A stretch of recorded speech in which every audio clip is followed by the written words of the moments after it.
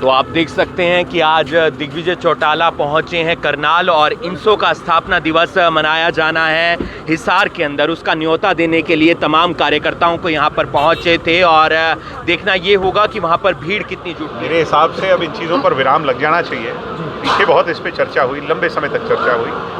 दोनों पार्टियां अपनी अपनी तैयारी कर रही हैं। ये समय पे तय होगा कि आगे कैसे। गठबंधन में आप लड़ेंगे तो फिर दुष्यंत चौटाला मुख्यमंत्री कैसे बनेंगे? निश्चित तौर पर कोई भी पार्टी, पॉलिटिकल पार्टी, अपनी पार्टी को मजबूत करने के लिए काम करती है। बीजेपी के जब 2 सांसद थे देश में, तब वो किसी गठबंधन में थे, मगर उनका लक्ष्य यही था कि उनका प्रधानमंत्री देश का बने। हमारे आज 10 विधायक हैं, मगर हमारा लक्ष्य है कि हमारी पूरी सरकार बने और दुष्यंत चौटाला हरियाणा प्रदेश की सेवा करें, उनको पूरा अवसर मिले, और उसके लिए हम अग्रसर हैं। अब वो कब मिलेगा, किस रूप में होगा, ये हरियाणा की जनता जो है ना अपने वोट और अपने मैंडेट से। लगातार निशाना साधते रहते हैं, उनकी यात्रा भी चल रही है, आपका क्या नज़रिया है? नज़रिया मेरा सिर्फ इतना है कि वो कुछ गिने चुने लोगों की सैर सपाटा यात्रा है, टूरिज़्म यात्रा है, तो उसके सिवाय कुछ नहीं है। आज एक वो पार्टी जिसके हरियाणा में पूरी सरकार हुआ करती, कभी 32 विधायक हुआ करते, कभी 19 विधायक हुआ करते, वो शून्य पे आ गए, एक वोट, एक सीट पे आ गए। उनकी वोट परसेंटेज 1 पॉइंट कुछ परसेंटेज है। ये दर्शाता है कि परिवर्तन हरियाणा की जनता को नहीं, परिवर्तन अभय सिंह चौटाला को अपने स्वभाव में करना होगा। जिस दिन वो अपने स्वभाव में परिवर्तन कर लेंगे तो शायद ऐसे दिन नहीं देखने पड़ेंगे, और वो कहते हैं कि सड़कों पे धक्के नहीं खाने। कैसा परिवर्तन?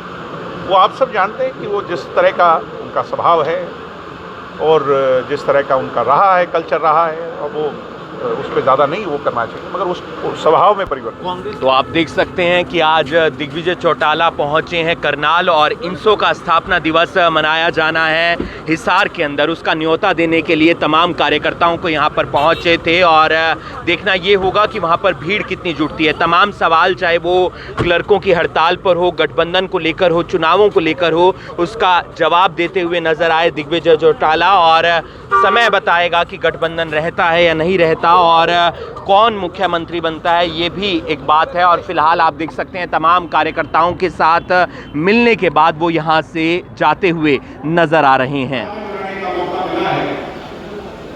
उसके निमंत्रण देने के शुभ अवसर पर जब मुझे आपके बीच में आने का मौका मिला, पुष्प पगमाला देकर, पार्टी के नारे लगाकर, सरदार वल्लभ भाई पटेल की किताब देकर, त्रिशूल देकर जो हौसला अफजाई आप लोगों ने मेरी और पार्टी के हम सभी कार्यकर्ताओं की की है, मैं मेरी तरफ से, विशेष तौर पर डॉक्टर अभय सिंह चौटाला जी की तरफ से और पूरे बीजेपी परिवार की तरफ से मेरे करनाल के परिवार का बहुत बहुत आभार करता हूँ, धन्यवाद करता हूँ, आपका वेलकम करता हूँ, खैर करता हूँ। आज यहाँ लेने आया हूँ 21वें स्थापना। पीछे प्रदीप देशवाल कहने लगे कि भाई साहब अब आप इंसो के प्रधान पहले होया करते, अब जिम्मेवारी मेरे पास है। बोलने का मौका दिया है, अपनी आवाज उठाने का मौका दिया है। आपको याद होगा, चाहे कभी किसी यूनिवर्सिटी कॉलेज की क्लासरूम की बात हो, हॉस्टल की बात है, जिसने छात्रों के साथ रहकर उन्हें एक पहचान बनाने के काम किए हैं, तो वो इंडियन नेशनल स्टूडेंट ऑर्गेनाइजेशन है। साथियों, चाहे दिल्ली के अंदर लाल बरोदा स्टेडियम के अंदर फाउंडेशन डे बनाने की बात हो, चाहे पिछले वर्ष राजस्थान के अंदर जाकर रणभोज कर जयपुर में एक इतिहास रचने की बात हो, चाहे देशभर के अंदर एक नई राजनीतिक क्रांति का जन्म देने की बात हो, चाहे रोहतक के अंदर 500 से ज्यादा शरीर दान का प्लेट लेकर के एक नया रिकॉर्ड बनाने की बात हो, चाहे 10,800 नेत्रदान कर Guinness book of world record में अपना नाम दर्ज कराने की बात हो। इंसो ने छात्र हितों के साथ साथ सामाजिक मूल्यों को भी सर्वोपरि मानकर उसने अपने नए रिकॉर्ड बनाने का काम किया। छात्र संघ चुनाव अभी भी बाहर नहीं हुए हैं और इंसो इस मुद्दे को लेकर के अब ठंडी बैठने वाली नहीं है। मैंने 10 साल इंसो में काम किया और प्रत्येक दिन छात्र राजनीति की, डेमोक्रेसी की बहाली कैसे हो उसके लिए लड़ाई लड़ी।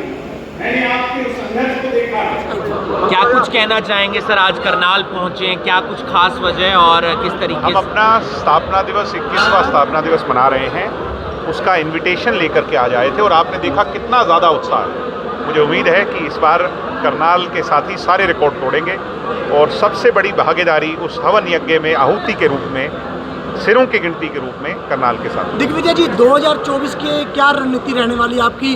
ऐसा सुनने में आया है कि भाजपा और आपका गठबंधन जेजेपी का टूटने वाला है, ऐसा सुनाई पड़ता है, क्या कहना चाहिए? मेरे हिसाब से अब इन चीज़ों पर विराम लग जाना चाहिए। पीछे बहुत इस पर चर्चा हुई, लंबे समय तक चर्चा हुई। दोनों पार्टियां अपनी अपनी तैयारी कर रही हैं। ये समय पे तय होगा कि आगे कैसे। तो अगर गठबंधन में आप लड़ेंगे तो फिर दुष्यंत चौटाला मुख्यमंत्री कैसे बनेंगे?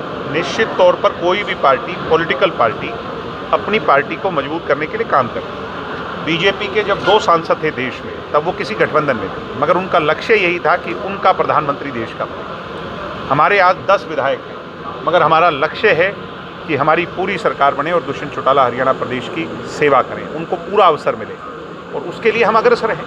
अब वो कब मिलेगा, किस रूप में होगा, ये हरियाणा की जनता जो है ना अपने वोट और अपने मैंडेट से तय। अभय चौटाला लगातार निशाना साधते रहते हैं, उनकी यात्रा भी चल रही है, आपका क्या नज़रिया है? नज़रिया मेरा सिर्फ इतना है कि वो कुछ गिने चुने लोगों की सैर सपाटा यात्रा है, टूरिज़्म यात्रा है, तो उसके सिवाय कुछ नहीं है। आज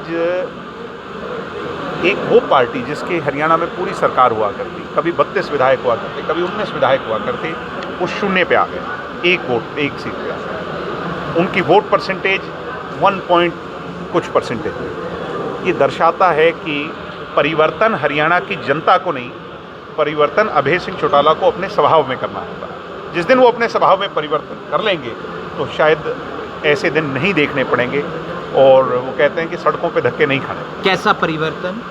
वो आप सब जानते हैं कि वो जिस तरह का उनका स्वभाव है और जिस तरह का उनका रहा है, कल्चर रहा है, और वो उस पर ज़्यादा नहीं वो करना चाहिए, मगर उस स्वभाव में परिवर्तन। कांग्रेस पार्टी को आप किस तरीके से देखते हैं, जिस तरीके से एक गुट अलग चलता है, ये हमारे लिए सबसे बढ़िया है कि जब तक कांग्रेस डिवाइडेड रहेगी और हम यूनाइटेड रहेंगे, कांग्रेस हमारा मुकाबला कतई नहीं कर सकती। दिग्विजय चौटाला लोकसभा लड़ रहे हैं या विधानसभा? ये पार्टी तय करेगी कि मैं चुनाव लड़ूंगा भी या नहीं लड़ूंगा, या किस वे में अगले आने वाले चुनाव में पार्टी की सेवा करूंगा। ये पार्टी का काम है, हमारा काम कार्यकर्ता के तौर पर काम है। इंडिया गठबंधन ऐसा है कि गठबंधन बना है, मगर सबके अपने लालच, सबके अपने लोभ लालच से बनी हुई चीज़ ज़्यादा दिन नहीं टिका करती। बहुत जल्द आप देखेंगे कि उसमें से बहुत सारे लोग छोड़ करके चले जाएंगे। ऐसा गठबंधन लंबा नहीं चलेगा। देश के अंदर मोदी के सामने कोई चेहरा ऐसा नहीं है जो मोदी का मुकाबला कर सके हाल फिलहाल। ऐसे में ये बहुत हाइपोथेटिकल सा है कि वो किसी तरह से भी मुकाबला कर पाए। क्लर्क हड़ताल पर हैं सर, अब उनको मना लेना चाहिए, उनकी मांगे मान लेनी चाहिए। क्लर्क जो हैं हमारे साथी, मैं उनसे भी हाथ जोड़ के अपील करूंगा कि वो भी प्रैक्टिकल बात करें और सरकार भी प्रैक्टिकलिटी उनकी समझ करके एक एमिकेबल डिसीजन पे आ जाए, जिससे उनका भी बेनिफिट हो जाए, सरकार पर बहुत ज़्यादा आर्थिक बोझ ना पड़े, क्योंकि आर्थिक तौर पर भी सरकार में बाहर से तो सब अच्छा लगता है, अंदर जब चलाते हैं तो बहुत मुश्किल होती है सरकारें चलाना। हरियाणा में जेजेपी किस तरीके से अपनी रणनीति अगली तय कर रही है सरकार? हम अपने 10 लोकसभा क्षेत्र में रैली कर रहे हैं। हमारी तमाम जितनी विंग हैं उनकी सभाएं चल रही हैं, उनके कार्यकर्ताओं की मीटिंग चल रही है।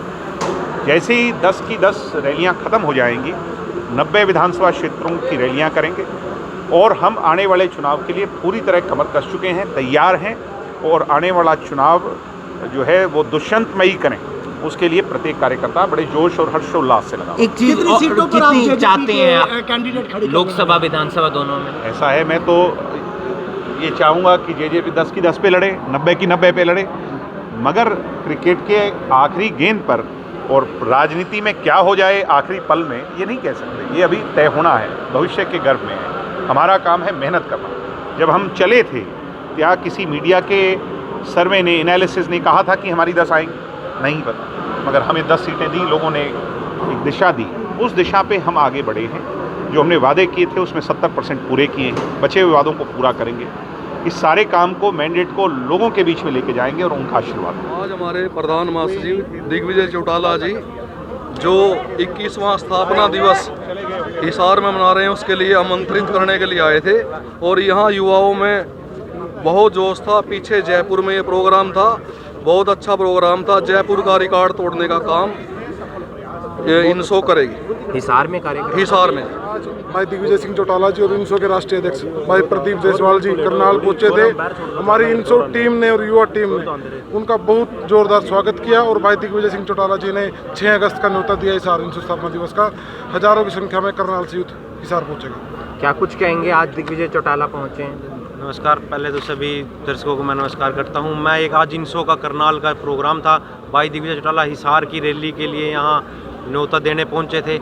और आज लोगों ने यहाँ पे सभी स्टूडेंट्स ने, सभी कॉलेजों के स्टूडेंट बढ़ चढ़ कर भाग लिया।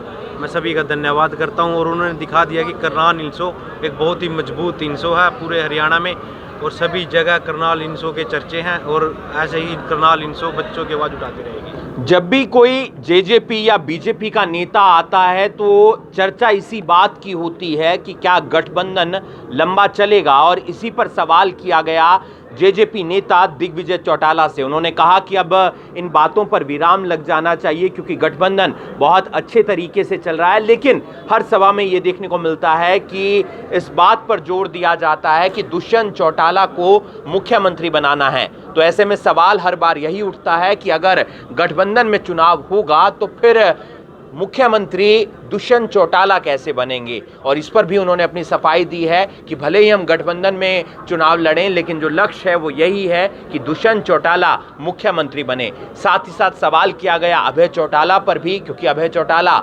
लगातार जेजेपी, बीजेपी, दिग्विजय चौटाला, दुष्यंत चौटाला पर निशाना साधते रहते हैं। दिग्विजय चौटाला ने जवाब देते हुए कहा है कि उन्हें अपनी सभाओं में परिवर्तन करना चाहिए। जो जिस प्रकार का उनका नेचर है उसमें बदलाव करने की ज़रूरत है। साथ ही साथ क्लर्क जो हड़ताल पर बैठे हैं, जब उस पर सवाल किया गया तो उन्होंने कहा कि क्लर्क को भी मान लेना चाहिए, साथ ही साथ सरकार को भी मान लेना चाहिए और बीच का कोई रास्ता निकालना चाहिए। दिग्विजय चौटाला पहुंचे थे करनाल में क्योंकि आने वाले समय में इनसो का स्थापना दिवस है, हिसार के अंदर वो मनाया जा रहा है और उसमें तमाम कार्यकर्ताओं को न्योता देने के लिए। देखना ये होगा कि जब इनसो का स्थापना दिवस मनाया जाता है हिसार में, वहाँ पर कितनी भीड़ जुटती है। आप देख रहे हैं करनाल ब्रेकिंग न्यूज़, मैं हूं आपके साथ हिमांशु नारंग।